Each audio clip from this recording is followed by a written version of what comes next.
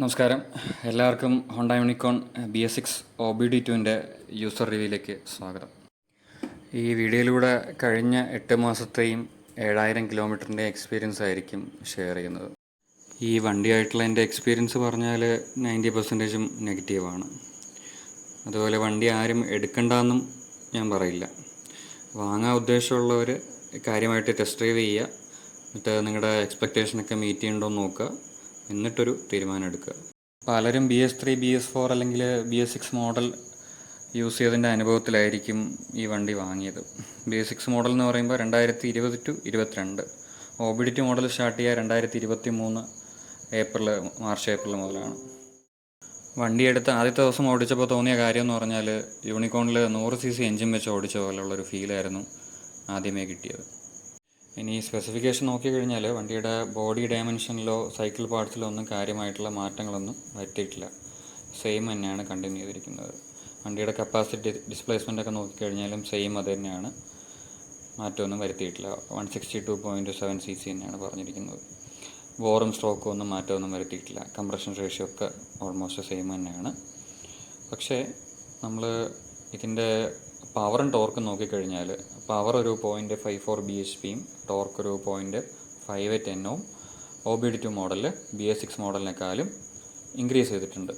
BS6 മോഡലിനെ വെച്ച് compare ചെയ്യുമ്പോൾ അഡീഷണൽ ഒരു സെൻസർ കൂടി വന്നിട്ടുണ്ട്, CKP സെൻസർ എന്ന് പറയും. അപ്പോൾ ആ സെൻസർ വെച്ചിരിക്കുന്നതും ഒരുതരം ഒരു വൾണറബിൾ ആയിട്ടുള്ളൊരു പൊസിഷനിലാണ്, പൊട്ടിപ്പോകാനുള്ള ചാൻസ് ഉണ്ട്. പിന്നെ മാറ്റം വരുത്തിയിട്ടുള്ളത് പാർട്ട് നമ്പർ വെച്ച് നോക്കുമ്പോൾ ഇതിൻ്റെ ത്രോട്ടിൽ ബോഡിയും ECUവിലും മാറ്റം വരുത്തിയിട്ടുണ്ട്. വേറെ കാര്യമായിട്ടൊന്നും ഞാൻ നോക്കിയിട്ടില്ല. അപ്പോൾ ഇനി അതിൽ കൂടുതലൊന്നും നോക്കാനില്ലല്ലോ. പവറും കൂട്ടിയിട്ടുണ്ട്, ടോർക്കും കൂട്ടിയിട്ടുണ്ട്. അപ്പോൾ സ്വാഭാവികമായിട്ടും എന്തായാലും കുറച്ചുകൂടെ ബെറ്റർ ആവാനേ സാധ്യതയുള്ളൂ. BS6 വണ്ടി നല്ല പെർഫോമൻസ് ആയിരുന്നു. നമ്മൾ ജസ്റ്റ് ഒന്ന് കൈ കൊടുത്തു കഴിഞ്ഞാൽ വണ്ടി നമ്മളെ എടുത്തുകൊണ്ട് പോകും. ആ ഒരു ടോർക്ക് നമുക്ക് ഫീൽ ചെയ്യും വണ്ടിയിൽ, നമ്മളെ വലിച്ചുകൊണ്ട് പോകുന്ന ഒരു ഫീല്. പഴയ 150cc എഞ്ചിനേക്കാളും ഒന്നുകൂടി എനിക്ക് ബെറ്റർ ആയിട്ട് തോന്നിയിട്ടുണ്ട് BS6 മോഡൽ. ഓട്ടോ ചോക്കിൻ്റെ ഇഷ്യൂ പലരും പറയുന്നുണ്ടാവും, അതൊന്നും ഒരു സീരിയസ് വിഷയമല്ല. ഫ്യൂൽ ഇഞ്ചക്ഷൻ വണ്ടികൾക്ക് അതുണ്ടാവും. ഹോണ്ടയ്ക്ക് ഒരു എക്സ്ട്രാ ടൈം 1 മിനിറ്റോളം അത് നിൽക്കും എന്നുള്ളൊരു ഇഷ്യൂ മാത്രമേ ഉള്ളൂ.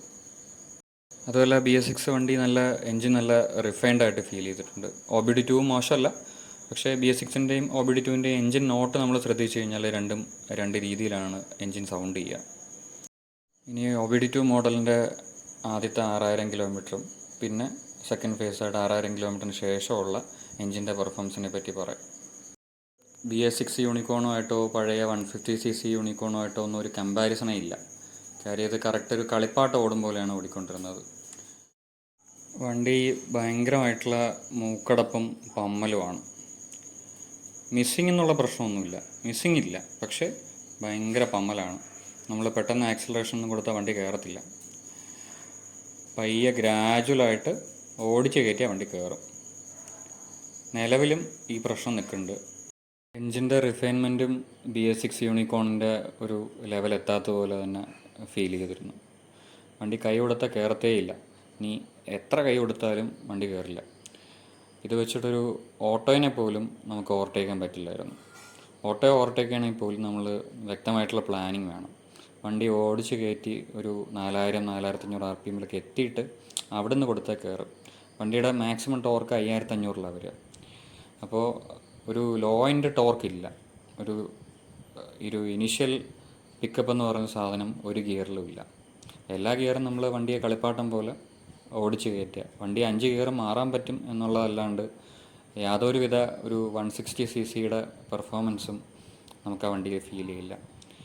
1,45,000 രൂപ ഓൾമോസ്റ്റ് സ്പെൻഡ് ചെയ്തിട്ട് ടോട്ടലി ഒരു വേസ്റ്റ് സാധനം മേടിച്ചായിട്ട് നമുക്ക് ഫീൽ ചെയ്യും.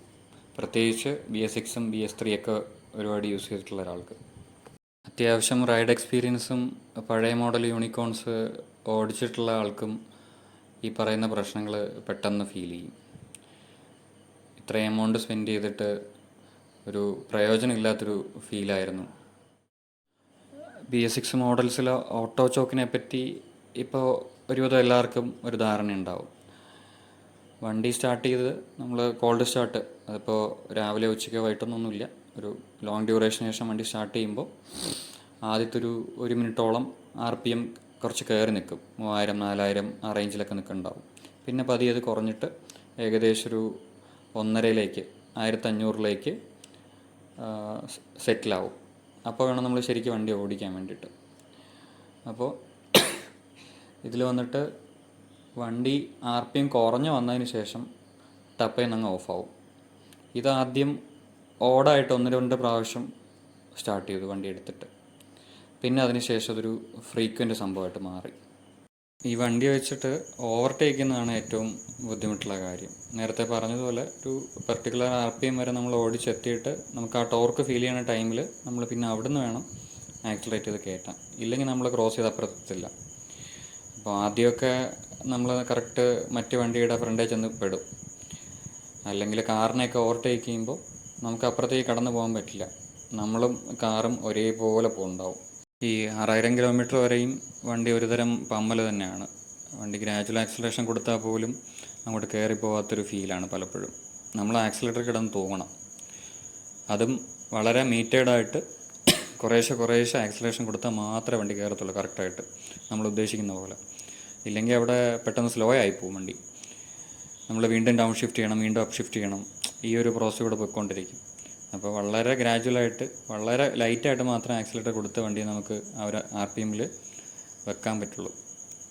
ഇനി ഗ്രാജുവലായിട്ട് കൊടുത്ത് പോകുമ്പോൾ പോലും നമ്മൾ ഒരു ഗിയറിൽ നിന്ന് അടുത്ത ഗിയറിലേക്ക് പോയതിൻ്റെ ആ ഒരു പുഷ് നമുക്ക് കിട്ടില്ല. ആ ഒരു പവർ അങ്ങോട്ട് അടുത്ത ഗിയറിലേക്ക് ട്രാൻസ്ലേറ്റ് ചെയ്ത് വന്നതായിട്ട് നമുക്ക് ഫീൽ ചെയ്യില്ല.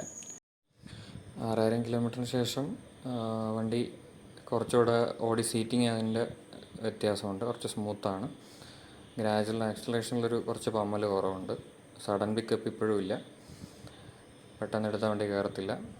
പിന്നെ ഫസ്റ്റ് സർവീസ് കഴിഞ്ഞപ്പോൾ തന്നെ സർവീസ് സെൻറ്ററിൽ ഇത് പറഞ്ഞിട്ടുണ്ടായിരുന്നു. ഹോണ്ടയ്ക്ക് മെയിൽ അയച്ചിട്ടുണ്ടായിരുന്നു. ഒരുപാട് പ്രാവശ്യം ഫോളോ അപ്പ് ചെയ്തിട്ടുണ്ടായിരുന്നു. ബേസിക് സെൻസറിൻ്റെ ടെസ്റ്റൊക്കെ നോക്കിയിരുന്നു. അതിലൊന്നും ഇഷ്യൂസ് ഇല്ല. പക്ഷേ വണ്ടിക്ക് എന്തുകൊണ്ട് ഇഷ്യൂ വരുന്നു എന്നവർക്ക് പറയാനറിയില്ല. കോൾഡ് സ്റ്റാർട്ടിലുള്ള എൻജിൻ നിന്ന് പോകുന്നത്, വണ്ടി ഓഫായി പോകുന്ന പ്രശ്നം, അതിന് അവർക്ക് റീസൺ പറയാനറിയില്ല. പിന്നെ BS6 പവറും ടോർക്കും കൂടുതലായിട്ട് പോലും BS6 അത്ര പോലും പെർഫോം ചെയ്യുന്നില്ല OBD2 മോഡൽ. ഈ സംഭവം ഷോറൂമിൽ പ്രൂവ് ചെയ്തിട്ടുണ്ട്. അവർ അക്സെപ്റ്റ് ചെയ്തതുമാണ്. പക്ഷേ അവർ നമുക്ക് വേണ്ടി സപ്പോർട്ടൊന്നും ചെയ്യത്തില്ല. ഹോണ്ടയ്ക്ക് ഈ വിഷയം പറഞ്ഞിട്ട് കസ്റ്റമർ സൈഡ് അവർ നിൽക്കത്തുമില്ല. അതങ്ങനെയാണ്, ഒന്നും ചെയ്യാൻ പറ്റില്ല. റിവ്യൂ ഇത്രയും കേട്ട കുറച്ച് പേർക്കെങ്കിലും ചിലപ്പോൾ തോന്നുമായിരിക്കും യൂണിക്കോണിന് ഇത്ര ഇഷ്യൂസ് ഉണ്ടോ എന്നുള്ളത്. ഇത് എൻ്റെ പേഴ്സണൽ അനുഭവമാണ്. എൻ്റെ മാത്രമല്ല, OBD2 മോഡൽ യൂസ് ചെയ്യുന്ന പല യൂസേഴ്സുമായിട്ട് ഞാൻ സംസാരിച്ചിരുന്നു. എല്ലാവർക്കും സെയിം ഇഷ്യൂ ഉണ്ട്. വേറെ കോമൺ ആയിട്ട് കേൾക്കുന്നൊരു ഇഷ്യൂ എന്ന് പറയുന്നത് 4th and 5th gear slip ആവുന്നതും സ്റ്റക്ക് ആവുന്നതും റിലേറ്റഡ് സംതിങ് ഇഷ്യൂസാണ്. എൻ്റെ വണ്ടിക്കില്ല, പക്ഷേ ഈ സെയിം ഇഷ്യൂ പറഞ്ഞ വേറെ കുറച്ച് പേരോട് സംസാരിച്ചിട്ടുണ്ടായിരുന്നു. ഇനി മറ്റ് സീരിയസ് അല്ലാത്ത ഇഷ്യൂസ് പറഞ്ഞാൽ, വണ്ടിയുടെ മീറ്ററിൽ മഴ സമയത്ത് ഫോഗ് കയറുന്നുണ്ട്, ടെയിൽ ലൈറ്റിൽ ഫോഗ് കയറുന്നുണ്ട്, ബാക്ക് ഇൻഡിക്കേറ്ററിൽ ഫോഗ് കയറുന്നുണ്ട്. പിന്നെ ABSനൊരു ചെറിയ ഇഷ്യൂ ഇടയ്ക്ക് കാണിക്കുന്നുണ്ട്. ബ്രേക്ക് അപ്ലൈ ചെയ്യുമ്പോൾ ബ്രേക്ക് ലിവർ കയറി അങ്ങ് ഹാർഡാവും. ഒരു വുഡൺ ഫീലാണ്. ബ്രേക്ക് അപ്ലൈ ആവില്ല ആക്ച്വലി. അത് ABSൻ്റെ ഒരു ഇൻ്റർഫറൻസ് വരുന്നതല്ല. നമ്മൾ ഹാർഡ് ബ്രേക്ക് ചെയ്യുമ്പോൾ ആ കേസല്ല ഇവിടെ പറയുന്നത്. നമ്മൾ ചെറിയ സ്പീഡിൽ നോർമലി റോഡിൽ പോകുമ്പോൾ ഒരു 20, 30, 40 പോകുമ്പോൾ പോലും നമ്മൾ ലിവർ പിടിക്കുമ്പോൾ അത് ഫുൾ ടൈറ്റായിട്ടിരിക്കും. അപ്പോൾ അത് കാരണമുള്ള ഇഷ്യൂ എന്ന് പറഞ്ഞാൽ, നമ്മൾ ഹാർഡായിട്ട് ലിവറിനെ പിടിച്ച് വലിക്കുമ്പോൾ ഈ ബ്രേക്ക് വല്ലാണ്ട് അപ്ലൈ ആയിട്ട് അത് റോട്ടറിൽ ഗ്രൂവ് വരാൻ തുടങ്ങി. ഹീറോയുടെ എക്സ്പൾസിലൊക്കെ ഈ ഇഷ്യൂ ആദ്യകാലത്തുണ്ടായിരുന്നു. അതിനവരതിൻ്റെ HEC യൂണിറ്റാണ് ഫ്രീ റീപ്ലേസ്മെൻറ്റ് ചെയ്തിരുന്നത്. ഇതിലെന്താണ് ഇഷ്യൂ എന്നുള്ളത് ഹോണ്ട തന്നെ പറയേണ്ടതാണ്. പിന്നെ വണ്ടി എടുത്ത ആദ്യത്തെ ഒരു 5 കിലോമീറ്ററിൽ തന്നെ ഹെഡ് കവർ ഗ്യാസ്കറ്റ് ലീക്ക് ഉണ്ടായിരുന്നു. അത് വാങ്ങി അടുത്ത ദിവസം സർവീസ് സെൻ്ററിൽ നിന്ന് കറക്റ്റ് ചെയ്തിട്ടുണ്ടായിരുന്നു. ഫ്രണ്ട് ഷോക്ക് വന്നിട്ട് ആക്ഷൻ ഇല്ലായിരുന്നു. എയർ ടൈറ്റ് കാരണം ഇങ്ങനെ നിൽക്കുമായിരുന്നു. അതും ഒരു റീസെറ്റ് ചെയ്തിട്ടുണ്ടായിരുന്നു. പിന്നെന്താ ചേഞ്ച് ചെയ്തിട്ടുള്ളത്? പിന്നെ ഇൻഡിക്കേറ്ററിൻ്റെ മീറ്ററിലുള്ള ബൾബ് അടിച്ചു പോയിട്ടുണ്ടായിരുന്നു. ഒരുവിധം ചുരുക്കി പറഞ്ഞാൽ ഇത്രയൊക്കെ കാര്യങ്ങളാണ്.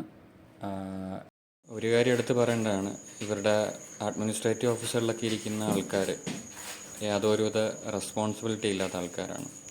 നമ്മളവിടെ വിളിച്ചു കഴിഞ്ഞാൽ സെക്യൂരിറ്റി ആയിരിക്കും ഫോൺ അറ്റൻഡ് ചെയ്യുക. സെക്യൂരിറ്റി നമ്പർ കൊടുക്കാമെന്ന് പറയും, പിന്നെ ആരും തിരിച്ച് വിളിക്കുന്നുണ്ടാവില്ല. കസ്റ്റമർ സർവീസിൽ വിളിച്ചു കഴിഞ്ഞാൽ, കസ്റ്റമർ കെയറിൽ വിളിച്ചു കഴിഞ്ഞാൽ അവിടെ നമ്മൾ പറയുന്നത് അവിടെ അവർ ഫീഡ്ബാക്കായിട്ട് എടുക്കും എന്നല്ലാണ്ട് അത് ഫോർവേഡ് ചെയ്തെന്ന് പറയും. പക്ഷേ 7 മാസം എടുത്തു എന്തെങ്കിലും ഒരു റിപ്ലൈ അതിൽ കിട്ടാൻ വേണ്ടിയിട്ട്. സ്റ്റാർട്ടിങ്ങിൽ തന്നെ ഇവരുടെ സോണൽ ഓഫീസിലൊരു സാറുമായിട്ട് സംസാരിച്ചിട്ടുണ്ടായിരുന്നു. 3 ദിവസത്തിനകത്ത് അപ്ഡേറ്റ് തരാമെന്നാണ് പറഞ്ഞു. പിന്നെ അടുത്ത ഫോൺ അറ്റൻഡ് ചെയ്തതൊരു 3 മാസം കഴിഞ്ഞിട്ടാണ്. ഇതിനിടയിൽ പല പ്രാവശ്യം വിളിച്ചിട്ടുണ്ടായിരുന്നു, മെസ്സേജ് അയച്ചിട്ടുണ്ടായിരുന്നു. ഇതിനൊന്നും പുള്ളി റിപ്ലൈ തരില്ല. ഈ പറഞ്ഞ സാറിന് വണ്ടി നേരിട്ട് കാണുമോ ഓടിച്ചു നോക്കാണ്ട് തന്നെ വണ്ടിക്ക് പ്രശ്നമൊന്നുമില്ല എന്ന് സ്ഥിരീകരിക്കാനുള്ളൊരു പ്രത്യേക കഴിവ് ഹോണ്ടയിൽ നിന്ന് കിട്ടിയിട്ടുണ്ട്. സോണൽ ഓഫീസിലെ സാറിൻ്റെ മറ്റൊരു പ്രത്യേകത എന്ന് പറഞ്ഞാൽ കസ്റ്റമറോട് സംസാരിക്കുമ്പോൾ ഉള്ള ഭവ്യതയും വിനയവുമാണ്. ഈ വിഷയമായിട്ട് ബന്ധപ്പെട്ട് ആർക്ക് എന്ത് ചോദിക്കാനുണ്ടെങ്കിലും കമൻറ്റ് ചെയ്യാം. ഈ വീഡിയോയുടെ റെസ്പോൺസ് കണ്ടിട്ട് ഇനിയും ഫർദർ വീഡിയോസ് ഈ ഇഷ്യൂ ബേസ് ചെയ്തിട്ട് ചെയ്യുന്നതായിരിക്കും. പിന്നെ ഹോണ്ടയുടെ സൈഡിൽ നിന്ന് എന്താണ് റിപ്ലൈ വരുന്നതെന്ന് നോക്കിയിട്ട് അതും വീഡിയോ ചെയ്യുന്നുണ്ടാവും. OBD2 ഓണേഴ്സിന് വേണ്ടി മാത്രമുള്ളൊരു എക്സ്ക്ലൂസീവ് വാട്സാപ്പ് ഗ്രൂപ്പുണ്ട്.